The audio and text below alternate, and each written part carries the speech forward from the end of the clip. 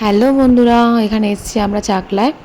অনেক দিনের ইচ্ছে ছিল, তো তার সাথে আমার মাকেও নিয়ে এসেছিলাম আমাদের, কেননা মাও দেখার ইচ্ছা ছিল। তো এরপর মন্দিরে দেখলো গিয়ে এসে যে পুজো স্টার্ট হয়ে গেছে। তো পুজো দেওয়া হয়ে যাওয়ার পর নমস্কার করছিলাম, এখানে করার পর সবাই অপেক্ষা করছিলাম যে কখন খাওয়ারের কুপন নিয়ে আসে। এরই মধ্যে রিকুও এসছে। রিকু কুপন নিয়ে এসেছে, তো দুটো পোলাওয়ের কুপন নিয়েছিল আর বাকি সব খিচুড়ি। তো আমি বললাম খিচুড়ি তো খাবোই, পোলাওটা নয় নিয়ে চলে যাব। তো দেখা যাক এবার গিয়ে আমরা সব কী করলাম, চলো লাইনটা দেওয়া শুরু করি, নাহলে অনেকটা ভিড় হয়ে যাবে।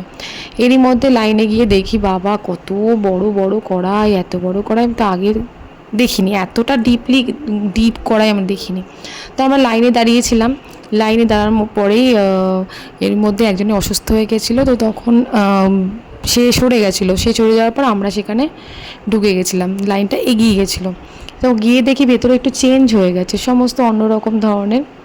তো এরপরেই আমরা খাওয়া দাওয়া করে ওখান থেকে বেরিয়ে গেছিলাম, বাড়ি চলে এসেছি।